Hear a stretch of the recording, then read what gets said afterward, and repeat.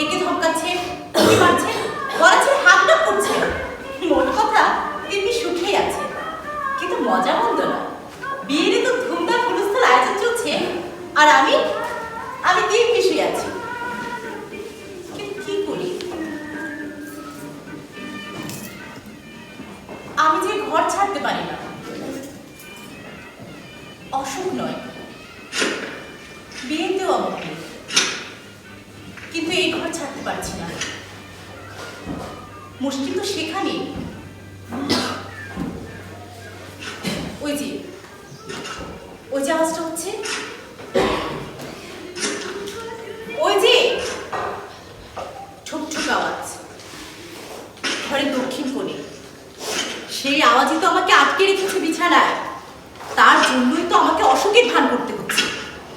আমি কেবল জানি কিসের ওই আওয়াজ। কাঠ ঠোকরার মতো ঠুক ঠুক সে আওয়াজ, যার কথা কাউকে বলা যাবে না। একবার জানাজানি হলে রহস্যময় সে আওয়াজ একেবারের জন্য হয়ে যাবে। আওয়াজটা যেন কোনো অচেনা কোনো জীবনের পদধ্বনি। সেই দুনিয়ায় আলো নেই, সেখানে হাওয়া নেই, সেখানে মানুষের দৃষ্টিও পৌঁছায় না। বিচিত্র পদধ্বনির আবার কোনো গন্তব্যস্থল যেন নেই। ওই যে আব্বা আবার আসছি। একটা কথা আমি সাফ বলে দিতে চাই ফকির সাহেব, পীর ফকিরে আমি মোটেও বিশ্বাস করি না। আর এই কথা বলার জন্য আমার মাথার উপরে আকাশ ভেঙে পড়লেও আমার অবিশ্বাস ভাঙবে না। তবে আপনি যখন আমার মেয়েকে ভালো করার ইচ্ছা প্রকাশ করেছেন, আর আমি যখন নেহাতেই নিরুপায় হয়ে পড়েছি। আমি সেরকম কোনো ইচ্ছাই প্রকাশ করিনি। আমি চলি। আপনি না বললেও আপনার খাদেম বলেছেন, সে একই কথা। মোটেই এক কথা নয়। যদি এক কথাই হয় তবে আপনি আমার খাদেমকে ডেকে নিন, আমি চলি। কিন্তু সে কথাই যে সে বাহাদুরি করে বললো, আর বললো আপনার কেরামতি নাকি শেষ। সে সিদ্ধি খায়, আমি সিদ্ধি খাই না। তার কথার জন্য আমি দায়ী নই।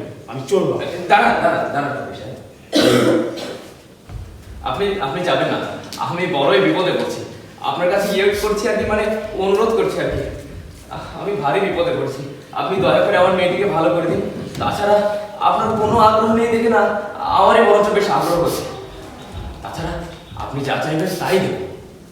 যা চাইব তাই দেবেন?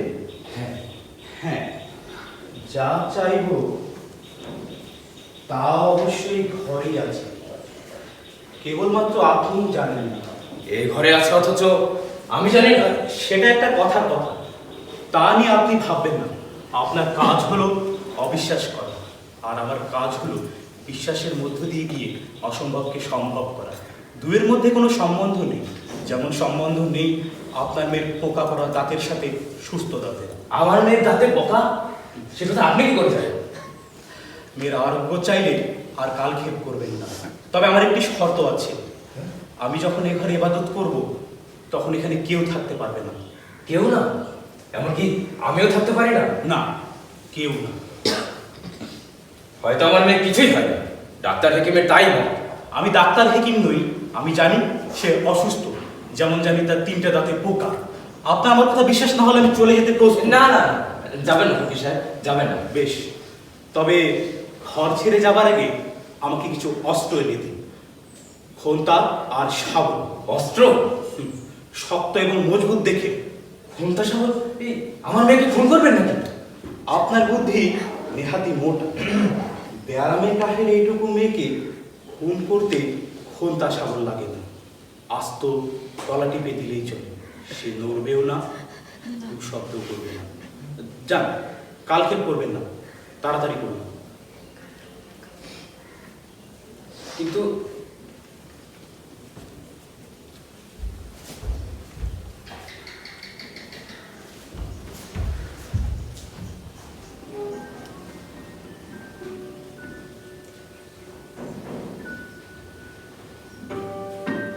ঘুম, তন্দ্রা না সংজ্ঞাহীনতা, কেউ নিন্দিত চোখে নিস্তেজ ভাবে পড়ে থাকলে এটিকে জীবনের নিষ্পত্ত হতে পারে।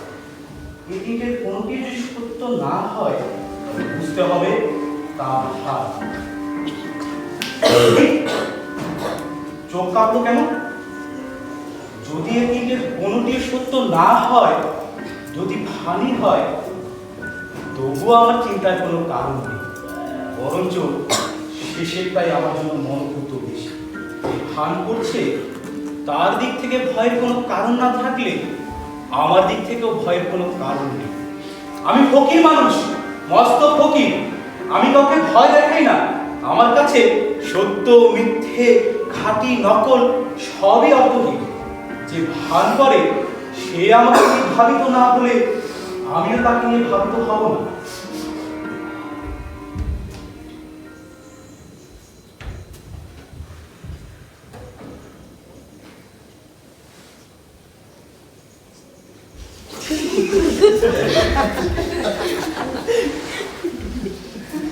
ঘরে কি চাকরটাও থাকতে পারে না? না, পারেন। কারণ আমার চোখে আপনার আর আপনার চাকরের মধ্যে কোনো তফাৎ নেই। বিবেচনা করলে আছে বই। আপনি মনির, সে বৃদ্ধ শ্রেণী। আমার বিচারে মানদণ্ড একেবারে ভিন্ন।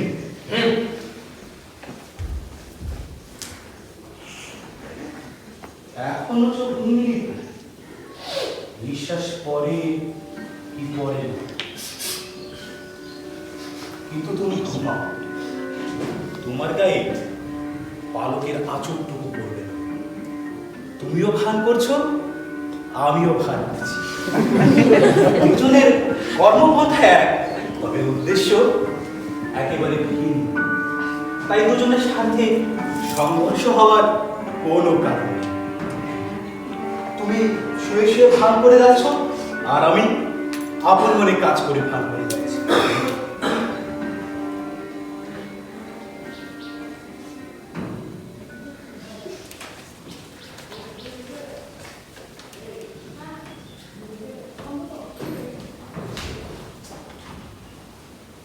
তিনটে নয়, কে? ও, তিনটে নয়, চারটে। কি চারটে? দাঁত, পোকা পড়া দাঁত। ও, সেটা বড় কথা নয়। কেন? আমার নানির 10টা দাঁতে পোকা ছিল, তবু নানা নানির মধ্যে কখনো ঝগড়া হয়নি। আসল কথা, আপনি ফিকিরে খুবই, মানে ফকিরের বেশ ধরে কিছু ফিকিরে আছে। না, আমি মস্ত ফকির, তবে একটু অদ্ভুত ধরনের। তুমি বুঝবে না সেসব কথা। আরেক কথা, আপনার হাজার ব্লাড প্রেশারের গোলমাল তো আছেই, সাথে চোখেরও আছে। শুধু বড়াই করেই বলে বাজ পাখির মতো তার দৃষ্টি। কেউ নিজের দোষ স্বীকার করে না। আমি সেটি বলছিলাম না, বলছিলাম তার দৃষ্টি যদি সত্যি বাজ পাখির মতো চোখা হতো, তিনি আপনাকে ঠিকই চিনতে পারতেন। আমি তো চিনেছি। সেই হাঁটা, সেই গলা, আর সেই ডাকের আওয়াজ। কি বাজে বকছো? আমার শ্রদ্ধেয় চাচাতো ভাই কলিমুদ্দিন, যিনি আজ 5 বছর ধরে শহরবাসী, তাকে চিনতে পারবো না? কি হলো কলিম ভাই, কোথায় যাচ্ছে? ভয় পেলেন নাকি? না না, ভয় পাবো কেন? আমি কলিমুদ্দিন নই, আর আমি কারো চাচাতো ভাইও নই। ভয় কেন পাবো আমি? সেটা তো দেখতেই পাচ্ছি। বেশ, রহস্য ভাঙা সত্যিই ঠিক নয়। তাহলে যে মজা থাকে না, কিন্তু সবটাই যে মজা। চিন্তায় চিন্তায় সকলের মগজগুলি খিলু হয়ে গেল, অথচ আমি দিব্যি শুয়ে আছি। আমার নাকি খুব অসুখ, তারপরে এলেন আপনি ফকির সেজে। সবটাই যেন রূপকথার মতো। না না, আমি এসব বীর ফকির একদম বিশ্বাস করি না। প্রত্যেক রকম চোররা ডাকাত এসেছে, বীর ফকিরের বেশ।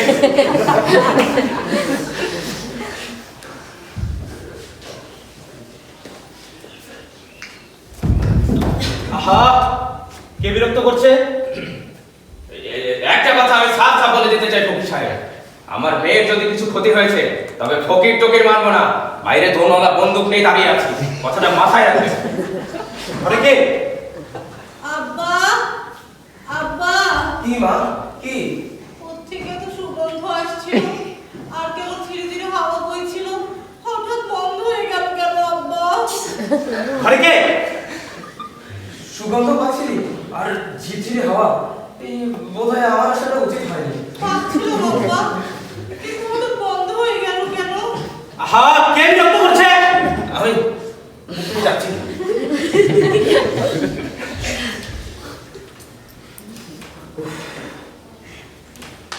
দোলনার বন্ধুকে কথা শুনে ভয় পেয়েছিলে বুঝি? না, দোনলা বন্ধুদের কথা শুনে ভয় পেয়ে ভয় পেয়েছিলাম এই ভেবে যে তুমি বলে দেবে। কি বলে দেবো? না কিছু না, কিন্তু কোথায় সেটা? নকশা বলে এইখানে এইখানে তো কিছুই নেই, আশ্চর্য। কি নেই? না কিছু না।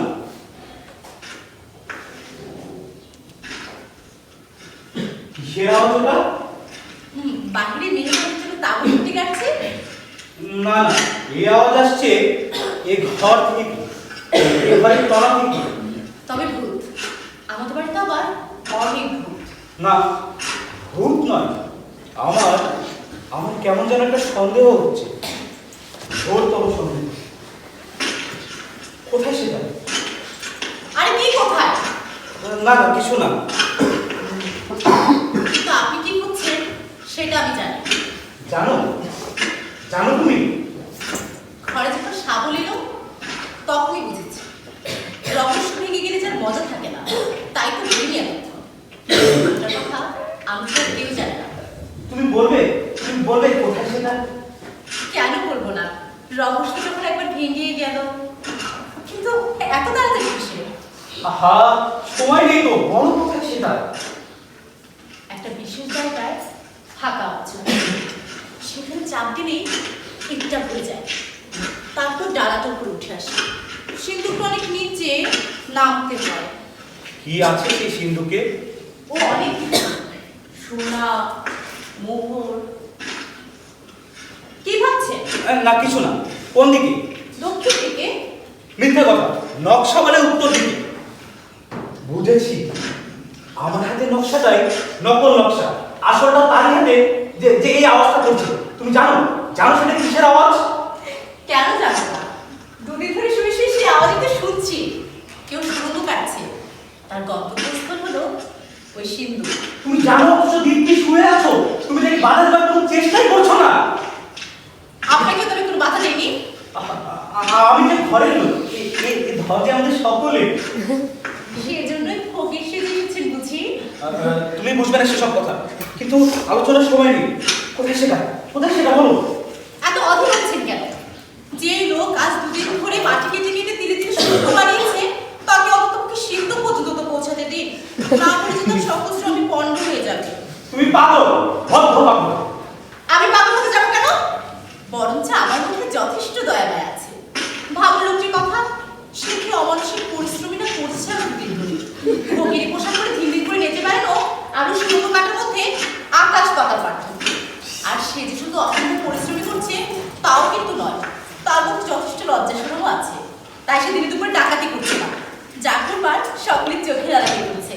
এমনকি চাঁদ সূর্য পশুপক্ষীও জানে না সে কি করছে। আওয়াজটা শুনছি না কেন? রাবেয়া, সে নিশ্চয়ই সিন্ধু পর্যন্ত পৌঁছে গেছে। সময় নেই, বলো কোথায় সেটা? সে সিন্ধু পর্যন্ত পৌঁছেছে, তাহলে যে তার সকল চোখে সাফল্য মণ্ডিত হয়েছে। আহা, এই মুহূর্তে সে শিশুর মতো কাঁদছে। কেউ কি পড়তে যাবো সফল হলে কেঁদেই ফেলে। আপনি ভাবতে পারেন তার মনের অবস্থা? তুমি আমার মনের অবস্থা কেন বুঝছো না রাবেয়া? বলছি তো সময় নেই। কাঁদবার সময় না হয় নাই দিলে, তাকে তো বিশ্রাম তো করতে দেবেন। কি স্বার্থপর আপনি। রাবেয়া, বলছি তো সময় নেই, বলো কোথায় সেটা? আলমারির পেছনে। ওটা আমি চক দিয়ে দাঁড়িয়ে রেখেছি, খুঁজতে হবে না। মাঝে মাঝে ভেতরে যাই কিনা।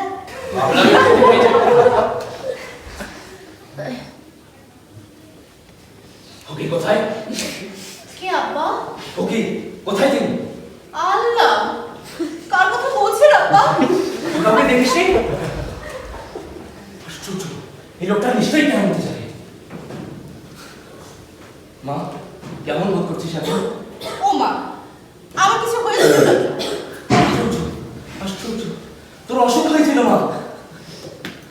আল্লাহ, সত্যি? হ্যাঁ, ডাক্তার হেকিম সব হার মেনে গেল। তারপরে এলো এক ফকির। কিন্তু কিন্তু কোথায় গেলে তুমি? কি করে এমন ভাবলেন? এই যে কোথায় গেলেন? কোথেকে এলেন? আমি এক্ষুনি দেখে আসছি।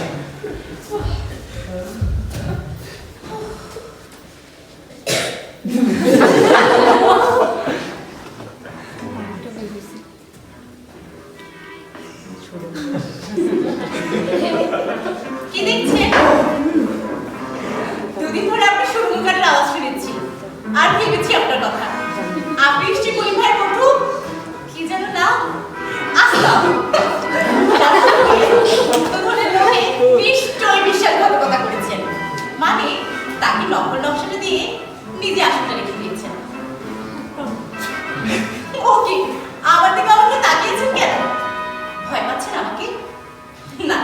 আমাকে ভয় পাবেন না, আমি কারোর কোনো ক্ষতি করি না। ওই ওই দরজা দিয়ে বেরিয়ে যেতে পারি?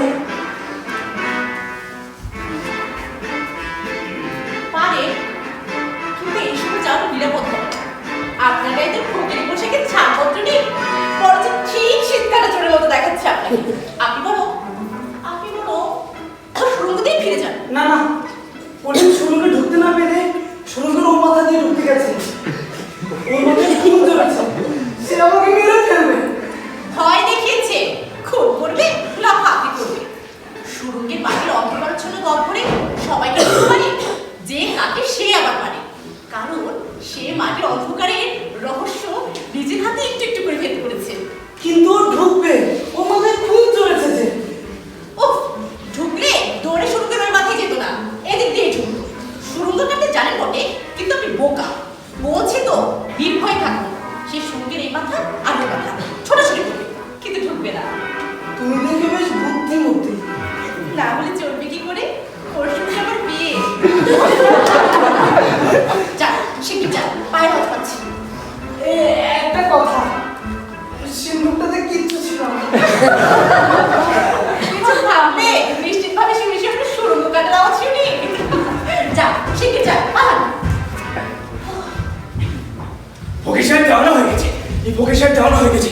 বাড়ির পেছনে আমাদের ঢুকে কি যেন করছে, আমাকে কাছেই যেতে দিল না। কেবল বলতে থাকবো, কাছে আসবেন না, কাছে আসবেন না, কাছে এলে ধ্বংস হয়ে যাবেন আপনি, গজব করবে আপনার উপরে। এই লোকটা খেপে গেছে। কে খেপে গেছে আব্বা? আরে ওই ফকিরটা একটু আগে এই বিদ্যুৎ ঝলকের মতো এই ঘরে যে নাচের হয়েছিল, তার টানে যেন ইসরাফেলের সেটা ভালোই লেগেছে। পচ্ছালুন, আমার কাছে আসবেন না, এলে সব ছাড় ছাড় আবার এসেছে ফকিরটা। আগুন জ্বালাও, ফকির সাহেব, আব্বা! আব্বা! আমাকে ছেড়ে যাবেন না, আব্বা! আমার সাপ ঢুকেছে, ধোয়া দাও, সাপ ঢুকেছে। ফকির সাহেব, আব্বা! বিষাক্ত সাপ, তাকে ধ্বংস করতেই হবে, পাগল হয়ে যাবো কেন? দেওয়ানা হতে হলে সারা দুনিয়া পড়ে আছে, আমার বাড়িতে দেওয়ানা হতে হবে কেন? এবার তাকে আমি ধরবোই, ও ফকির হোক আর যাই হোক, তাকে আমি ধরবোই। আমার নামটা কোথায়? কাজেম, এই কাজেম!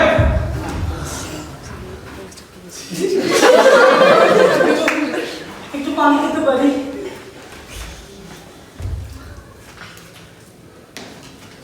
এই নিন।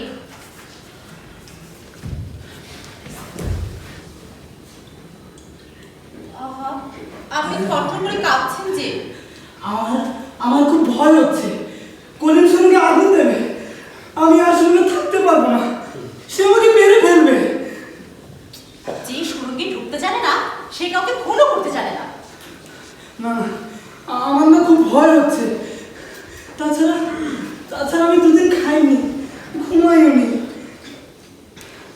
আমি কি এমন দোষ করেছি যে সে এত খেপে যাবে? দোষের মধ্যে ওই না খেয়ে দিয়ে একটা বিশাল দীর্ঘ সুরঙ্গ কেটেছি। কে আসছে? কেউ না। আচ্ছা, সুরঙ্গের মধ্যে থাকতে কেমন লাগে? বড় অন্ধকার, অন্ধকারে যেন দম বন্ধ হয়ে আসে, মনে হয় সজ্ঞানে কবরের মধ্যে শুয়ে আছি। না না, আমি আর সঙ্গে ফিরে যাব না, মরলে আমি এখানেই মরবো। সেটি করবেন না, কাউকে মরতে দেখলে আমার আবার একদমই ভালো লাগে না। আচ্ছা, আপনি খাটতলে দিয়ে ফেলে পেতে পারেন, কেউ জানবে না। আমার ছাগলটাকে সেখানেই রাখতাম, কেউ জানতো না। টুকুন, সে কি টুকুন খাটের তলায়? পায়ের মাছ পাচ্ছি আমার। অন্তত পক্ষে একটা দিক ঠিক করেছি, সুরঙ্গের ও মাথায় চাচাকে বসিয়ে দিয়েছি রামদা। সুরঙ্গের ও মাথা দিয়ে কিচ্ছু বেরোতে পারবে না। একটা ইঁদুরও যদি বসিয়ে বেরিয়ে যায়, তাহলে তার চোখে বেরিয়ে যাবে। অবশ্য চাচা কেমন যেন দিশেহারা হয়ে পড়েছে, ভালো কথা জিনিস জানেন না কি জন্য এমন ওত পেতে বসে আছে। ভালো করেছেন, কিন্তু উনি যদি একটা ইঁদুর দেখতে না পান, রামদা আপনার উপরেই বসাবেন। কুছ পরোয়া নেই, গোটা জীবনটাই একটা জুয়া খেলা। বিপদকে ভয় করে নিষ্কর্ম হয়ে বসে থাকলে চলবে কিভাবে? কোথায় যাচ্ছে? কোথায় না, সুরঙ্গে আমি ঢুকবই। তারা তারা পালাবার কোনো পথ থাকবে না। চাচা ওদিকে বসে আছেন রামদা হাতে, আর এদিক দিয়ে আমি ঢুকবই, আমি ঢুকবই। আপনি যদি বেরিয়ে না বেরিয়ে আসবো না মানে বেরিয়ে আসবো, আর বেরিয়ে আসবো যখন আমার হাতে একজন কল্লা থাকবে।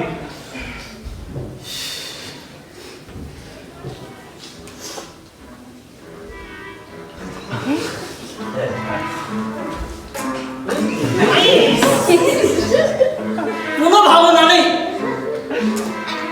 আমি জানি তো, আমি জানি কি দিতে হবে। মরফিন ভাবছি এই পথ দিয়ে যাচ্ছিল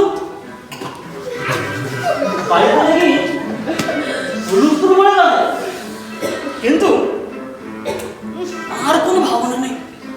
এমন সময় নিজের বাপ কোথায় গেলে? সুরঙ্গের মাথায় রামদারে বসে আছে। আমি ঠিক আনবো কোনো কোনো মানে সম্বল মাপ মস্তিষ্ক, কিন্তু আর কোনো ভাবনা নেই। আমার অভিভাবক বিকারগ্রস্ত মন হবে ঠিক হবে, বিশ্রাম হবে। কি হবে? উত্তর হলো মরফিন। বেদনাগ্রস্ত শরীরকে বিশ্রাম দাও। কি হবে? উত্তর হলো মরফিন। ডাক্তার সাহেব, এদিকে ভারী কথা হচ্ছে কিন্তু একজন গেছেন সুরঙ্গের ওই মাথায় রামদারে বসে আছে, আরেকজন গেছেন এদিক দিয়ে। এদিক দিয়ে যে গেছে তার হাতে আমার কোনো অস্ত্র নেই। অবস্থাটা কি বেশ গুরুতর, কিন্তু আর কোনো ভাবনা নেই। আপনার পছন্দ কি ডাক্তার সাহেব? কিছুই না, শুধু শুধু মরফিন মাত্র। মরফিন? মরফিন কাকে দেবেন? আমাকে? মরফিন নগদ মরফিন সব বেতনে লাঘব করে, শারীরিক আর মানসিক না কোনো চিন্তা নেই না। ডাক্তার সাহেব, ডাক্তার সাহেব, আমার বাবা হয়েছে ডাক্তার সাহেব। আমি মরফিন হিসাব দেব। না, সুরঙ্গ দিয়ে অগ্রসর হতে পারলাম না, ঘোরের অন্ধকার। তাছাড়া তাছাড়া কি যেন দেখলাম একটা অদ্ভুত আকৃতি, সেটা আবার নড়াচড়াও করে। কলিম ভাই, কলিম ভাই, ডাক্তারকে থামান, তিনি আমাকে মরফিন দিতে চান। কলিম ভাই, এই যে শুনছেন, আপনি আমাকে আমি আমি আমি ডাক্তার। কি আশ্চর্য, এটা সত্যি মরফিন দিতে হবে নাকি? কিন্তু কিন্তু তার আগে আমার এইখানে এইখানে দাঁড়া, আপনাকে থেকে একটু ভরসাই পেলাম। এই শাবলটা নিয়ে, এই শাবলটা নিয়ে এইখানে দাঁড়িয়ে থাকবে। এই পথ দিয়ে কিচ্ছু যদি বেরিয়ে আসে কোনো কথা নেই, একটা ইঁদুরও যদি বেরিয়ে আসে একদম শাবলটা দিয়ে ক্যাট করে মারে দেবে। আপনি না দাঁড়ান, আমি দেখছি। শিগগির শিগগির বেরিয়ে আসুন। এই আপনার পালাবার একমাত্র সময়। ওখানে কলিমের দাড়ি আর আলখাতা করে আছে, তাই বলে এক্ষুনি পালিয়ে যান। ফকির দেশ দেখলে কেউ আপনাকে চিনতে পারবে না, সবাই ভাববে আপনি ফকির। শিগগির করুন, শিগগির। আপনি না আর খারাপ কি হবে? আপনি এদিকে তাকাবেন না ডাক্তার সাহেব। আপনার কর্তব্য হলো আমার কথা কাটানো। যার যা কর্তব্য তা পালন করা উচিত, এতে কখনো যেন অন্যথা না হয়। স্কুলের মধ্যে তাই লেখা আছে সাফ সাফ। কিন্তু কেউ আর ছাত্রীরা কি করছে? শিগগির করুন, পালান। সে ছিল সুরঙ্গের জীব। দীর্ঘ 10 বছর একাগ্রভাবে ইবাদত করার পর এই মাত্র ঐশী অবস্থা। সেই সব উচ্চমার্গের কথা আপনি বুঝবেন না ডাক্তার সাহেব। আপনার ডাক্তারি বইতে সেসব কথা লেখা থাকে না। কি কি কি হলো আমার মস্তিষ্কে কোনো কিছু লাগে? আমি তার কথা জানতেছি কেন? না না, ধর ধর ধর ধর! কি সর্বনাশ! এবার চাচা আমদানি আমার পেছনে ছুটেছে। বলছেন এটা কি? এটা আমাকে বলতে গেল আমার গায়ে ফকরির লেবাস নেই বলে চাচা আমাকে চিনতেই পারছেন না। আমার গায়ে ফকরির লেবাসটা দেখি আমি তা ভুলে গেছিলাম। আমার আলখাতাটা কোথায়? এই যে সেই লোকটা, একেই খুন করবো আমি। আব্বা, এ কি করছেন? কলিম ভাইকে চিনতে পারছেন না? বলে দেখো এলাম আমার বিয়ে না? ছি ছি, চাচা শুনে কি বলবে? তার পেছনে রমজানি ছুটছেন। কিন্তু তুই পকেটটাকে রেখেছিস? ফকির? ফকির নাকি জানি না, দাড়িওয়ালা আলখাল্লা পরা কিংভূত বাকার একটা লোক দেয়ালের মধ্যে দিয়ে দিব্যি হেঁটে চলে গেল। দেখে যে আমি একটু অবাক হইনি তা নয়। সেই ফকির গেছে, আপদ চুকেছে। আমি তার টুপি পর্যন্ত দেখতে চাই না। তার লেবাসে বাজে বাজে শয়তান। ওহ, আপনাকে বড় হয়রান দেখাচ্ছে আব্বা। কি করেছিল ফকিরটা? কি করেছিল? আমাকে পাগল বানিয়ে রেখেছে। কামু দেখ, তোর কথা ভুলে গিয়েছিলাম। কেমন আছিস তুই? আমি ভালোই আছি আব্বা। আমি কেমন যেন স্বপ্ন দেখছিলাম। স্বপ্ন দেখছিলাম গুপ্ত ধরে। দেখছিলাম অনেক অনেক সোনামোহর আলোতে ঝকঝক করছে। দেখেছিলাম চোখ ঝলসে যাচ্ছিল। মনে নেই আপনি গল্প বলতে জনরূপ যেন আমাদের বাড়িতে এমন গুপ্তধন আছে। আমি স্বপ্ন দেখছিলাম সেটা যেন জনরূপ নয়, সত্যি। গুপ্তধনের কথা মিথ্যে কেন আব্বা? জনরূপ তো ভুয়ো হয় কেন? গুপ্তধনের কথা তাহলে সত্য নয়? বোকার ভক্ত, এমন চমৎকার গল্প কোনোদিন সত্যি হয়? ও হুজুর, হুজুর, হ্যাঁ? ডাক্তার সাহেব ওকে ধরে ফেলেছে। এই যে ফকিরকে ডাক্তার সাহেব ছেড়ে দিতে বল, এক্ষুনি ছেড়ে দিতে বল। নাহলে এই রামদাটা ওর ঘাড়ে বসিয়ে দেবো। ডাক্তার কোথায়? ওর ব্যাগটাও রে। এই ডাক্তার, ডাক্তার!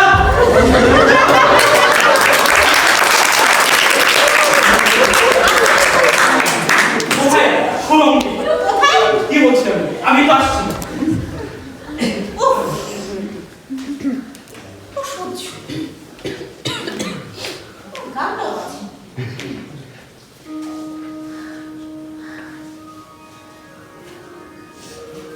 জলে ভাসা পদ্ম আমি